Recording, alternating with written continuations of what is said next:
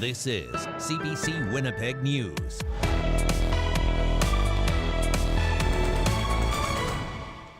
Good evening. Thanks for joining us. All eyes are on the United States tonight as Americans head to the polls in the U.S. presidential election. Well, a lot of attention is on the swing states that will largely determine who becomes the next president.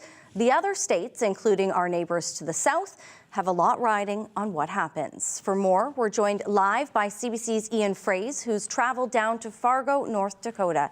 Now, he's been speaking with voters the last 2 days. So, Ian, what are you hearing? Yeah, Brittany, not everyone is keen really to tell us who they're voting for, but those who have hold their beliefs very strongly. I'm outside the Fargo Dome, a place that a lot of Manitobans know well, having been here for college football games or concerts, but today it's been a busy polling station. People coming and going since 7 in the morning. Many of the votes being cast inside here are for Republicans. This remains, though, a deeply conservative state, so that's not a surprise, even if these days some people's fandom around Donald Trump has softened. Here goes nothing. Just south of the U.S. border in North Dakota, Phil Hall says putting up election signs is his family's morning ritual. Their evening routine is bringing them inside. Yes, well, they stole them before. Hall and his wife are proud Democrats in a town of Republicans. My neighbor over here, Doug, we get along, we talk just about every day. Then we have some not so nice where we have nothing to say to each other. Some of those Donald Trump supporters in the border town of Pembina are easy to spot, but many keep their opinions to themselves. I think it's just an assumption here that, he's going to win here, and there's probably no need to go all out for him. Down the I-29 in Grand Forks, a political scientist says even if Republican enthusiasm is waning, one of America's reddest states is staying that way. We have to find a champion, and for many people that's Trump, who's going to protect and defend our interests as a small state that is, not respected. These are all the candidates for North Dakota. Over in Fargo, Dylan Vukulich isn't shy telling people who he endorses. People give me thumbs up while they're driving by. They're like, hey, nice hat. Even in the Starbucks, they're like, hey, love your hat, man. An avid Republican volunteer, the 28-year-old points any critics of Trump's inflammatory rhetoric to his accomplishments. No new wars and helping get the economy up, great trade agreement. It's unpredictable. But Abdikrim Mohammed is still disillusioned. He won't vote for the Republicans, nor will he vote Democrat again. Want to show that the Green Party gets as much voters as they can, so they can come out as a strong third party. Back in Pembina, Hall says he'll accept the election result, like he's learned to live surrounded by Republicans. It's fine with me, because I know there's other places in this country that it's just the opposite. North Dakotans who haven't voted yet are running out of time. The polls will close in just under an hour at 7 p.m. Brittany. All right, thanks. That's CBC's Ian Fraze live in Fargo, and Ian will be back a little later in the show with some of the voters he spoke with. Thanks, Ian. Survivors of day schools and residential schools are paying their respects to the late Murray Sinclair, the renowned Manitoba lawyer and senator who led the Truth and Reconciliation Commission, died yesterday. The CBC's Rosanna Hempel brings us the legacy and stories survivors remember him by. They're offering tobacco and sharing stories of the late Murray Sinclair at this sacred fire in Winnipeg. Stories of his humor, wisdom, and legacy. I feel sad that he's passed, but he left a roadmap for us with those 94 calls to actions. And those calls to actions are for everybody. For residential school survivor Vivian Ketchum, Sinclair carried her through the Truth and Reconciliation Commission. She says hearing his closing speech as chair of the commission has stayed with her all these years. It was so emotional. It was just electric. It was magic. I felt, when I heard him, I felt like I was being protected. I was being seen, I was being heard. Geraldine Grandma Shingoose also came to pay her respects. She recalls sharing her experiences of residential school with Sinclair directly during the TRC. And all I could feel from him during the TRC and even after is that love for his family, but also for the people in the community and the nations. And he just wanted to make things right. Retired Corporal Melvin Swan remembers being impressed with Sinclair, who co-commissioned the Aboriginal Justice Inquiry in 1988. Murray Sinclair was on the right side, you know, trying to do what he could for the people, and I commend that, and he should be remembered. For Ketchum and Shingoose, they say Sinclair helped expose a dark part of Canada's history and made sure it would never be forgotten. Rosanna Hempel, CBC News, Winnipeg. A public memorial service will be held Sunday afternoon to celebrate Maurice Sinclair's life. Their ceremony at Canada Life Centre will start at 2 p.m. November 10th. Again, that's this Sunday. Doors will open at 1. There'll also be a public visitation tomorrow between 10 and 2 at the Caboto Centre on Wilkes Avenue. Outreach teams and volunteers in blue vests will hit the streets throughout Winnipeg this week. They're trying to get a better picture of the city's homeless population, this time collecting data over 4 days instead of just 1. CBC's Felicia Adam has more. A snapshot of homelessness. That's the main goal of Winnipeg's street census. It gives us a chance and an opportunity to actually tell the stories of the people who are on the streets. Ash Brukowski knows firsthand what it's like to be unhoused. They have experienced homelessness 3 times, the first time at 12. They're part of the street census decision-making committee. You can't really form effective change or policy without those people informing you, saying, hey, this is my day-to-day. Hey, these are the long-term issues that are affecting our community. You'll see them out. They're amazing volunteers and staff from our amazing agencies. 200 trained volunteers dressed in blue vests will be asking questions from Wednesday to Saturday. This year's census is 4 days instead of just 1. It's called a point-in-time or pit census. We're expecting more folks will complete the survey, so we'll get richer data and a clearer picture. Ainsley Hines is the census coordinator. She says outreach workers are the only people allowed to approach encampments. Organizers are trying to reach people who were underrepresented in past years. This includes newcomers or people with unstable housing. Hines says for the first time, the census goes beyond the city. We're also have requested information from hospitals, corrections, and the child and welfare system. And then we're also going to be accessing administrative data through the Homeless Individuals and Families Information System. The aim is to find any gaps and then improve services.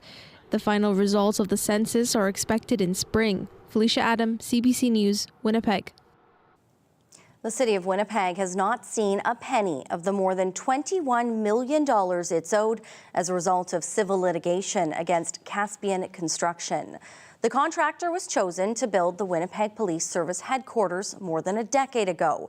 Last year, City Council voted to settle with the so-called Caspian defendants over lawsuits alleging fraud, secret commissions, and construction deficiencies in the procurement and building of the downtown headquarters. CBC News has found the city quietly placed a $28 million mortgage on at least 5 properties associated with Caspian this past April. If Caspian doesn't pay what's owed, the city can take ownership of the properties. Weather specialist Riley Laychak is in now. And Riley, I went outside this morning to head out early, and frost, the dreaded frost starting. Yeah, albeit we didn't get as cold as expected, at least here in the downtown last night. But yes, it was cold enough for some frost into the early morning hours. Expect another cool one overnight tonight across southern Manitoba. Here's where we got to today. 9s for Dauphin and Brandon. Winnipeg only getting up to 4 this afternoon, a bit off the mark from that forecast high of 7 that we were looking for today. We are looking at temperatures cooling off a little bit as we get into the day tomorrow once again, which we'll get into around the freezing mark for parts of northern Manitoba. So looking at satellite and radar, mainly sunny skies, a bit of clouds starting to build in, but if we look west, you can see this area of low pressure here. This is bringing some accumulating snow to parts of southern Saskatchewan already. This gives Manitoba a miss, aside from maybe some flurries and some cloud cover as we get into the day tomorrow. So we're looking at -2 overnight tonight, increasing clouds. Cloudy start, could see some patchy fog first thing in the morning tomorrow. West winds at 10 first thing in the morning and up to 4 tomorrow afternoon. Brittany, we'll talk about that fog and the potential for a little bit of snow in parts of Westman when I come back. Riley, not that word yet. I know, sorry. Thank you. You're welcome. Well, we need to take a quick break, but there's more local news straight ahead and, of course, more American election coverage a little bit later in the show. Stay with us.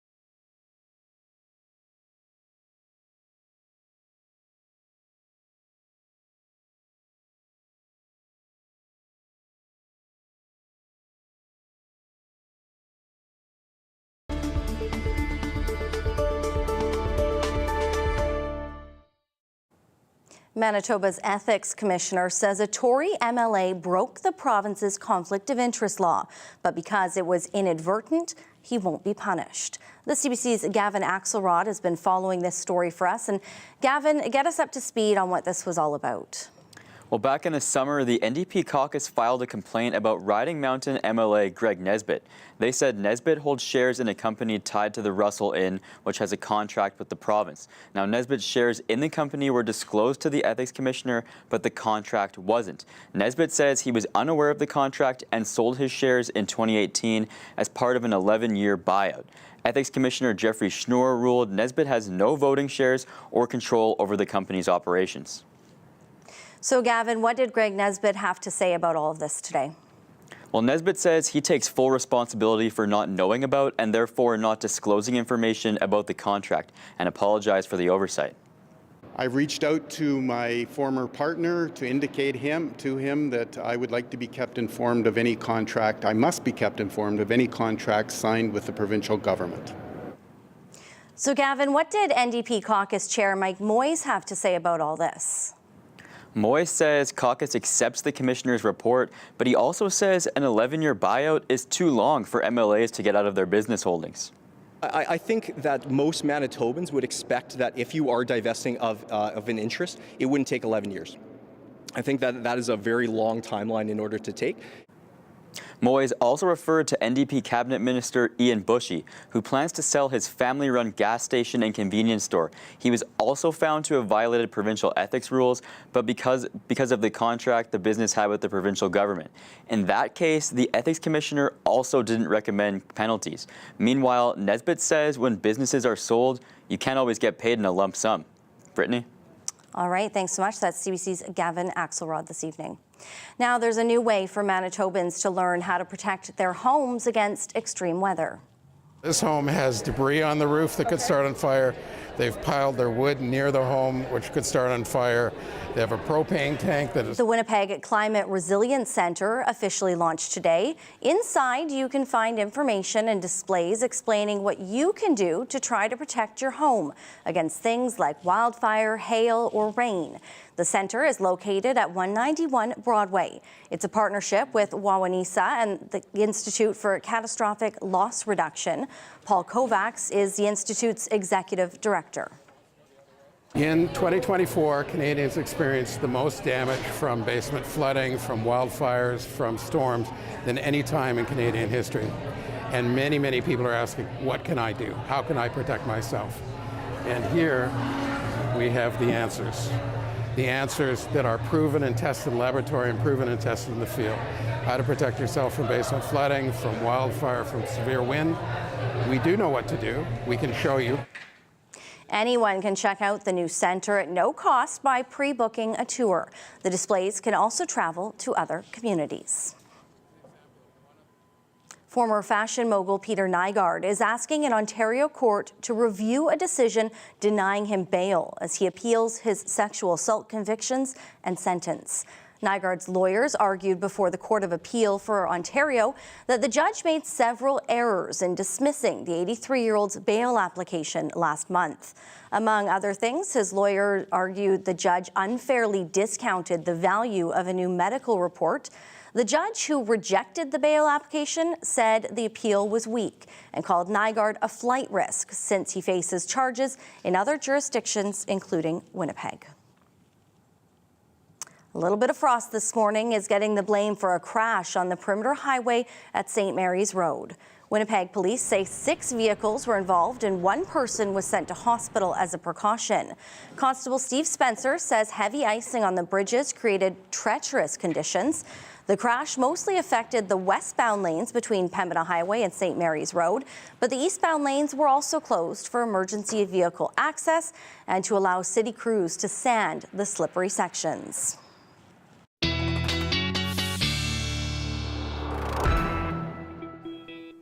Riley's back now, and Riley, it is that time of year where it's very slippery out there in the morning. It's slick, and then it's nice in the afternoon, so we forget about it in the mornings. Very unpredictable, too, when you can come up on some of these icy patches, some of these icy bridges.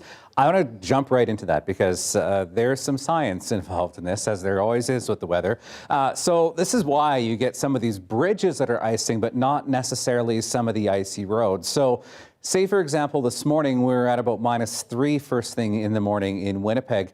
The road surface itself is kind of insulated in a way by the ground. Even though the air itself is cooling down, you still have that warmth from the ground keeping that pavement surface nice and warm and not freezing. But this bridge here, for example, is where you get the water flowing under it and the air flowing under it, some of that cooler air. And as that cooler air flows through and underneath that bridge, look at what happens to the temperature here. You can see the air temperature at 1 on the pavement here dipping down to -1. So it doesn't take that much moisture even that much of a difference in temperature to get some of that heat loss happening, and certainly seeing some of that bridge icing happening. So that's when you can really run into some of those very treacherous situations when you're dealing with temperatures that are really hovering right around the freezing mark, like we've seen through the morning hours today, and we'll see again through the morning hours tomorrow. This morning, getting down to -8 in Swan River, -6 in Brandon, getting down to -3 overnight in Winnipeg, give or take a couple of degrees depending on where you were in the city. But yep, certainly cooler than we've seen in the past couple of days, and we're looking at another cool morning ahead. That's because we have this trough in the jet stream here really sinking south into the States, like last night, allowing some of that much cooler northwesterly air to start flowing into the southern prairies, and that's what's bringing us some of that accumulating snow to parts of southern Alberta, southern Saskatchewan today, with the potential of seeing some of that into southern Manitoba. So here we go. Windy conditions again today along the Hudson Bay coast. Here's that snow, that low pressure system pushing south as we get through the overnight hours. Chance we could see some of that flurry activity into the Westman area first thing in the morning. Riding Mountain National Park, Russell down through Verdon, I think is the best chance of some flurries. For the rest of us, a mainly cloudy day tomorrow. Wind staying light, and with that moisture in the air, what that means is we do have a risk of some frost as we get into the day on Wednesday, into the early morning hours in particular. So looking at that visibility forecast, looking at visibility first thing in the morning, dipping to around 300-400 meters along the Trans-Canada Highway. Don't mean it's going to be foggy everywhere, but the chance is there with that high of 4 degrees tomorrow. Brittany jumping up to 10 with sunshine once again by the time we hit the weekend. All right. Thank you, Riley. You're welcome. Well, for the past few months, white blobs of goo have been washing ashore on beaches of eastern Newfoundland. The substance and its origins largely remained a mystery until a group of scientists at Memorial University investigated. They actually had impressions, very detailed impressions of algae in them, very detailed impressions of pebbles. If I tried to remove a piece of algae, it would not come loose. What I've nailed it down to is a polyvinyl acetate, which is PVA. You might have heard of PVA glue. In other words, that's the kind of stuff that you find in a bottle of glue from the hardware store. The scientists came to their conclusion after conducting a series of tests and following a process of elimination. When they were first discovered, the blobs made international headlines. It's still uncertain how exactly they ended up in the ocean, but some speculate the substance could have fallen off of a ship or come from nearby industrial work. Still ahead, the world watches with bated breath as the United States chooses who will take the White House. More on the U.S. presidential election when we return.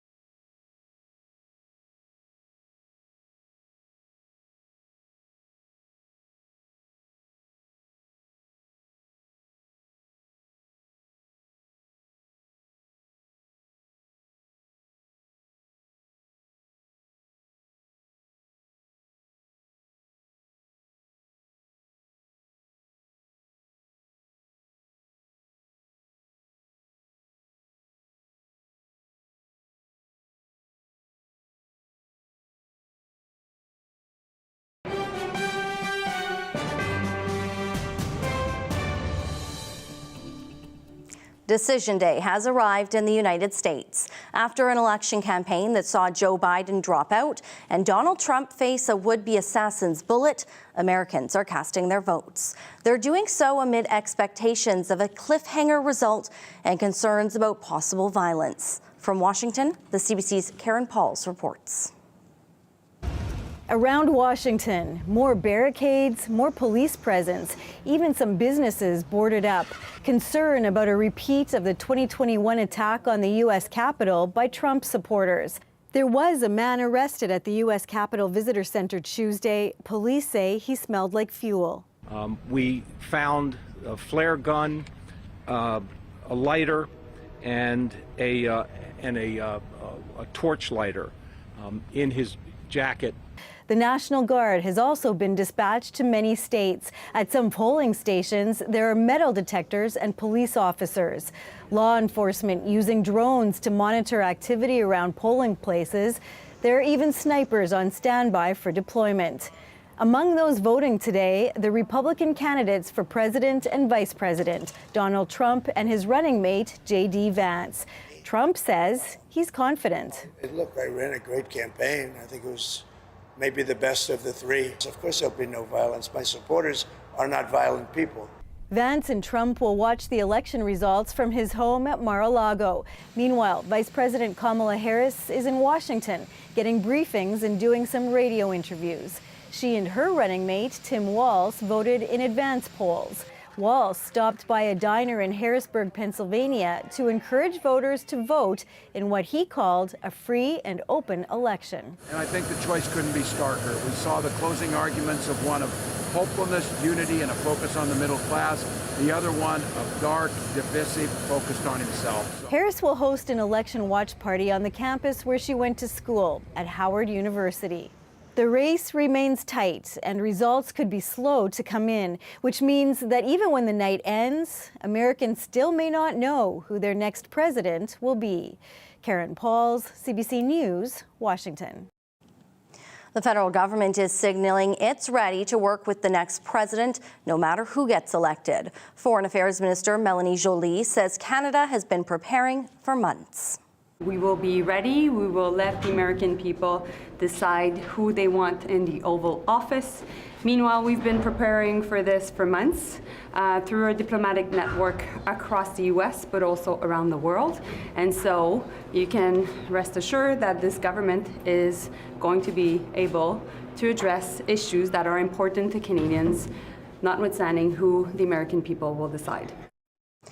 Now to our neighbors directly to the south. Nearly 2/3 of North Dakotans voted for Donald Trump in the last presidential election in 2020. This is a solidly red state, but the question is, how red will it be this time around?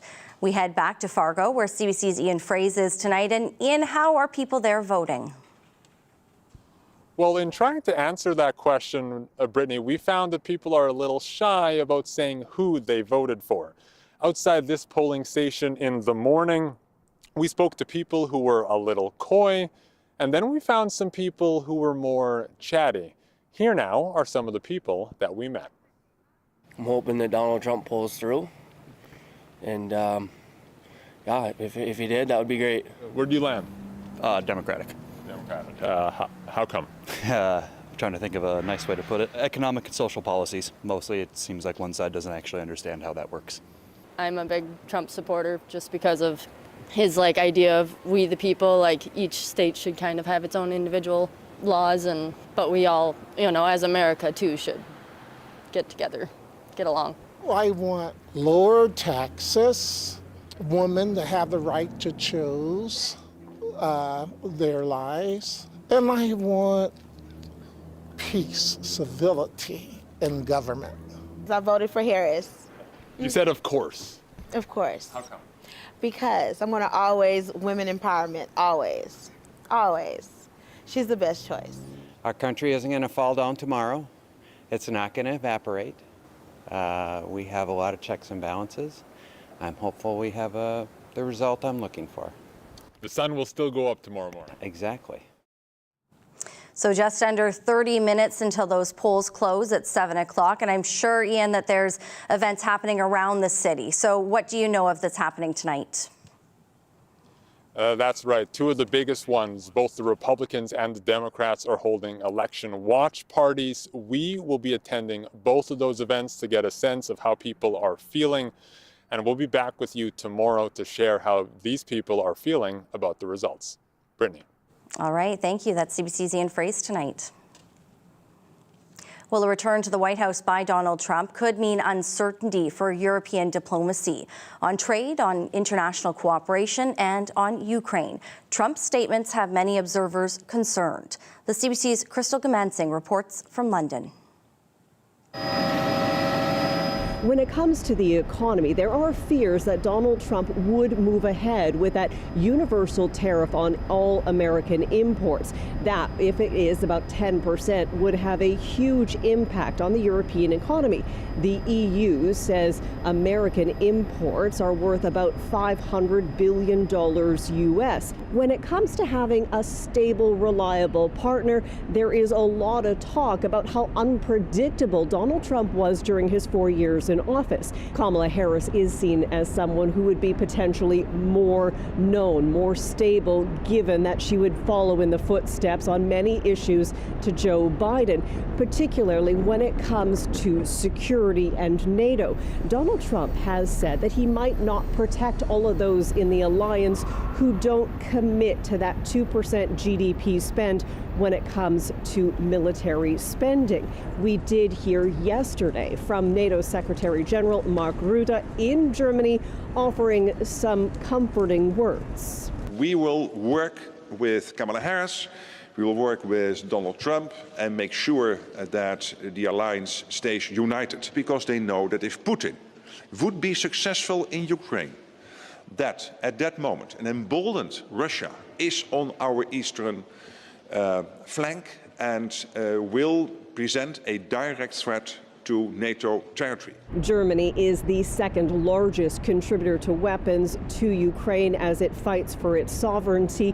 If the United States either chooses not to work with NATO in those typical defense measures, as Trump has suggested he might do, or if they choose to stop sending weapons to Ukraine, that would have a knock-on effect, and Europe at this point says it just can't meet that demand. Ultimately, it is in the hands of American voters. Crystal Gamansing, CBC News, London. Now, many in the Middle East are holding their breath, waiting for these election results. Arab media is reporting that many Gazans fear a victory for Trump could spell disaster for them. They're concerned his support of Israel could lead to more residents of the enclave getting displaced. But in Israel, most people hope to see the former president return to the White House. CBC's Sasha Petrusik is in Jerusalem with a look at what's at stake for that region.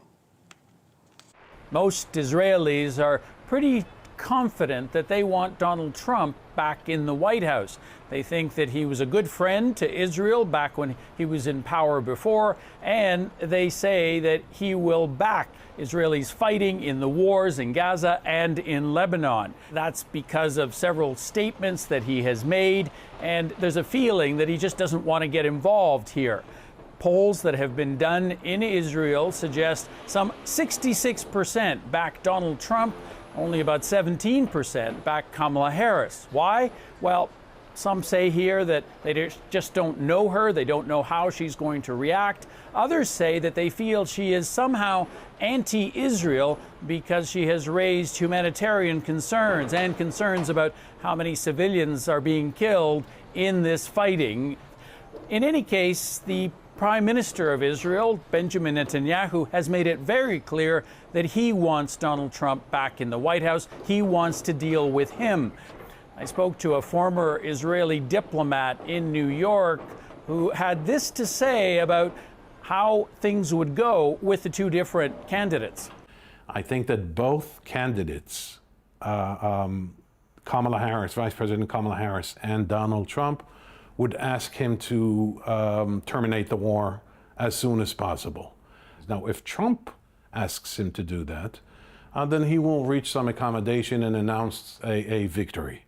If Kamala Harris does that, he will vie for a direct confrontation. But what happens if Netanyahu does not end the war before Donald Trump takes office, if he wins the election? Well, that's what people here say they're unclear on, and they think that Trump is a little unpredictable that way. On some days, Trump has said that Netanyahu should do whatever you need to do, and has praised Israel for what he sees as victories in the war. On other days, he has told Netanyahu in no uncertain terms that Israel has to finish this war by January 20th, when Trump takes office if he is elected. And even if Kamala Harris wins, it's not clear if she will in fact take the same position that Joe Biden has, or if she'll take U.S.-Israeli relations in a whole different direction, which would have a huge impact on the whole Middle East. Sasha Petrusik, CBC News, Jerusalem.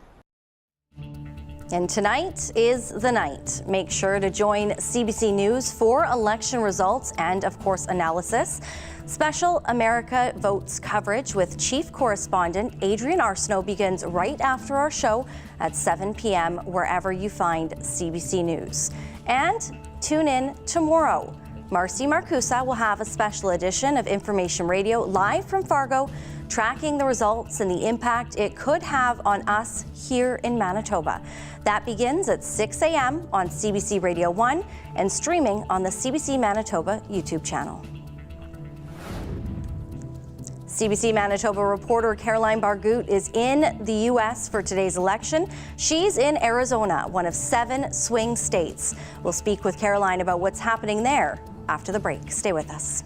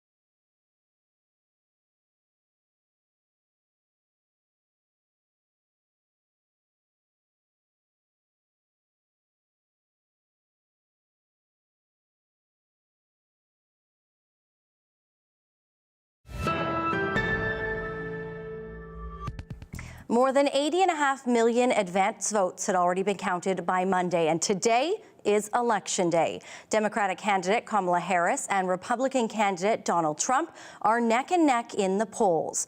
Arizona is one of 7 key swing states. That's where CBC senior reporter Caroline Bargut is. Hi, Caroline.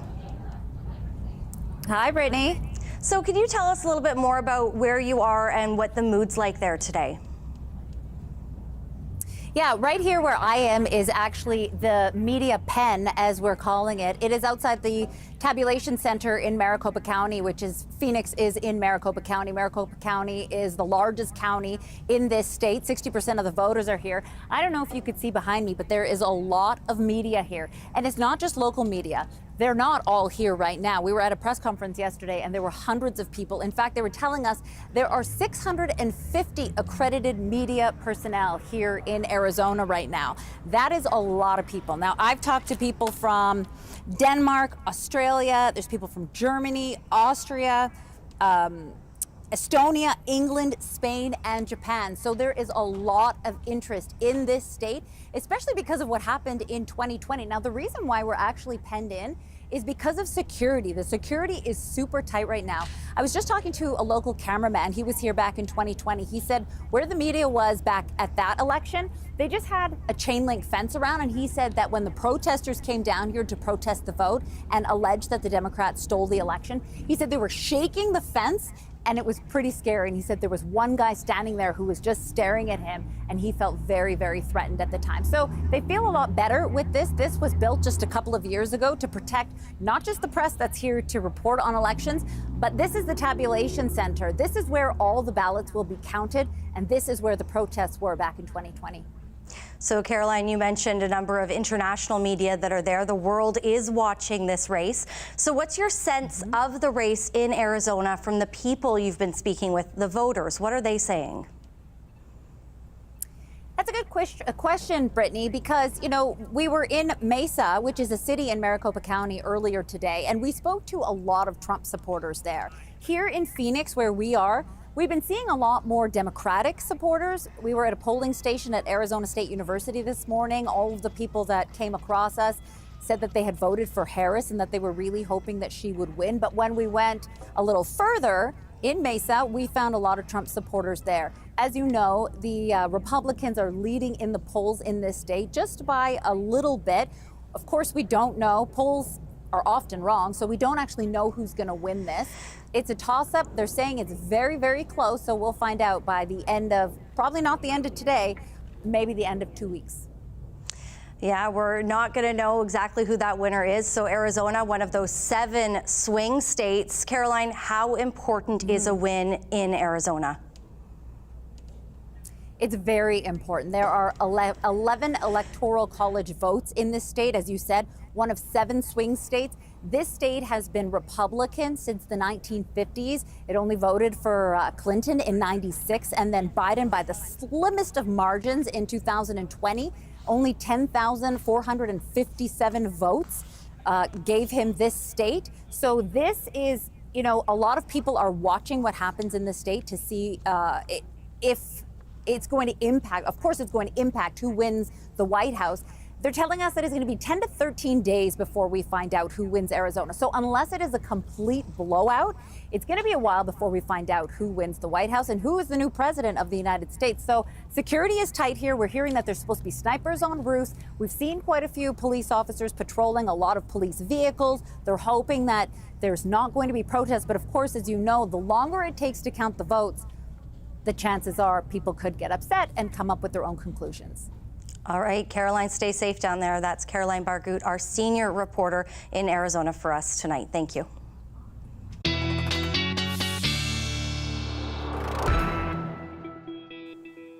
Riley's back now. Riley, it's nice and sunny and warm in the afternoon where Caroline was. She said it was chilly this morning, but I bet you it was warmer than what we're dealing with. Yes, and we do have that risk of fog overnight into the early morning hours throughout southern Manitoba. I'm thinking Portage La Prairie east into the Red River Valley, that best chance for some fog. So could run into some fog, maybe some icy bridges. Careful when you're driving if you're out there early in the morning. Or if you're taking your dog out. Yes, of course. So here's your dog walking forecast for Wednesday. Yeah, Possibility for some fog. Don't mean it's going to be foggy everywhere across southern Manitoba, but you could encounter some patches where you run into some thicker fog through the early morning, especially. I'm talking in that 5 to 8 a.m. Time frame. These are Jack and Jill. Thank you, Teresa, for sending this picture in. You can keep your pictures coming to talkback at cbc.ca. So we're looking at temperatures right on the freezing mark first thing in the morning. So that means, yes, once again, the recipe there for some bridges to get icy first thing in the morning across southern Manitoba. 4 by the afternoon hours, the cloud sticks around. We'll start to see a little bit of that cloud breaking up as we get into the early evening hours. And we're looking at a temperature of 3 as we head into the evening tomorrow, dropping a little bit closer to that seasonal mark. You can start to see some of that cloud cover starting to build into Westman. As we get into the evening and the overnight hours, that cloud will start to increase overnight tonight. So temperatures right around the freezing mark through the western side of the province. Slim chance we could see some flurries, kind of Dauphin south through Russell into the Verdun region, -2s through Winnipeg, Portage La Prairie, -1 in Gimli overnight tonight. For northern Manitoba, temperatures sinking a bit closer to seasonal once again overnight, -3s, mainly cloudy through Flin Flon and the Pas. -4 into the Thompson region. Looking at your hour by hour for tomorrow, we're looking at a mainly cloudy sky as we head through the day on Wednesday. But I will note that we do have what could be some accumulating snow heading into northern Manitoba. And you can see the leading edge of that starting to form here through the afternoon hours tomorrow into parts of northern Manitoba. So timing this out over the next couple of days, looking at maybe 5 centimeters of snow through this swath here from, say, Gillam through Lynn Lake, Brochet, maybe 2 to 4 for the Thompson region, and 2 to 4 along the Hudson Bay coast by the time we get to this time on Thursday. For southern Manitoba, there's that chance of flurries as we get into the morning hours. By lunchtime, still in the cloud cover, some breaks start to form as we get through the afternoon hours. I don't think we'll start to really see some breaks until we get into the late afternoon, early evening for Westman. 3 degrees tomorrow afternoon. And Brittany, we're looking at pretty similar temperatures across the Red River Valley tomorrow as well. Your 7 days on the way. All right. Thanks, Riley. You're welcome. A group of MPs held hearings today on an issue that couldn't be more divisive, recognizing a Palestinian state. Today, there were arguments from community groups on both sides of the issue. The CBC's Rafi Boudjikanian reports. The committee is resuming its study of Canada's advancement of a two-state solution. It was a proposal so controversial, the Liberal government MPs who presented it initially did so behind closed doors. But today, the emotions were out in the open. As a Palestinian today, I feel we've overlong due waited. We suffered so long. We paid the price for being recognized. Until Palestinians can wrap their heads around and accept the legitimacy of a Jewish state as their neighbor, we are condemning the region to conflict. For decades, successive Canadian governments have maintained a Palestinian state should only be recognized after a negotiation process between Israel and Palestinian leaders, leading to peace between the two sides. Earlier this year, following months of deadly war between Israel and Hamas in and around Gaza that's seen tens of thousands of Palestinians killed, there was a change. We now recognize that it may happen sooner than at the end of the process as a way of pushing towards that two-state solution. But such a move would amount to rewarding Hamas, say many Jewish advocacy groups, for the attack the militant organization launched in October of last year, killing 1,200 people in Israel and taking some 250 others hostage. I think that any state which wishes to be formed, and the basis for that formation has been an act whereby its citizens, including UNRWA employees, go in, burn, rape, mutilate, and butcher people. I don't think they're quite yet ready. Others, though, accuse Canada's silence on statehood so far of contributing to what they call impunity for years of occupation. And we believe that Canada's recognition of a Palestinian state would constitute an important step toward actualizing the right of Palestinians to self-determination. This UN expert says that would indeed be just a first step. Her description of Israel's actions have landed her in hot water with the country's officials and many Jewish groups. Is Canada spending any of its political capital to make sure that the genocide ends as soon as possible? Officials from the Foreign Affairs Department will be meeting with the MPs studying statehood later this week. Rafi Boudjikanian, CBC News, Ottawa. A satellite made of wood has been launched into space from Cape Canaveral, Florida. And liftoff.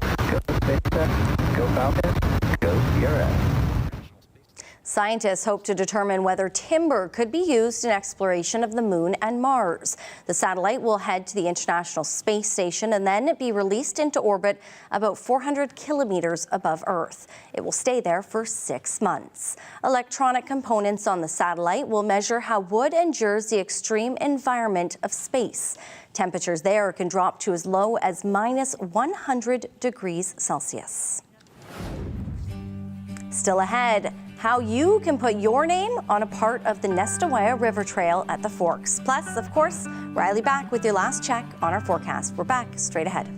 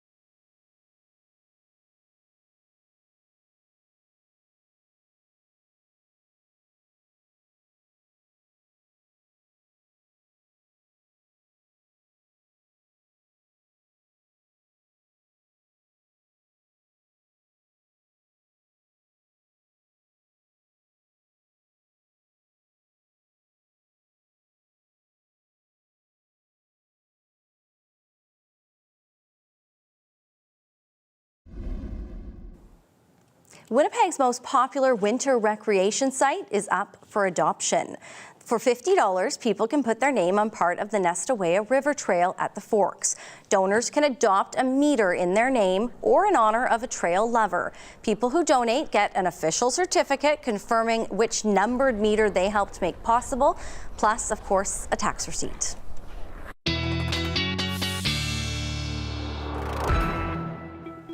giving off the cozy vibes in a way, because we'll get there, we'll get to the snow, but I thought I'd revisit the pumpkin spice forecast because I know we haven't talked about that in a while since we went through that really warm stretch of temperatures. So here you go. Mainly cloudy skies tomorrow. It's giving off the cozy vibes once again, very fall-like tomorrow. Looking at a high of 4 by the time we get to the afternoon. We'll start to see some breaks in the cloud cover as we head into the afternoon hours tomorrow. Sun returns for Thursday, a bit of wind as well, with those southwest winds 20 gusting to 40.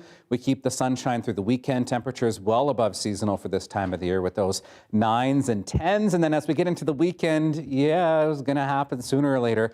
Good chance that we could see some snow at this point on Tuesday. Some model disagreement on that yet, but I'll keep my eye on that Tuesday forecast. I don't normally hope that you're wrong, but I do in this case. Yeah. Well, a main route running through Toronto's downtown has been given a bit of a temporary makeover. It's all in honor of a superstar that you might have heard of. Here's your Daily Lift.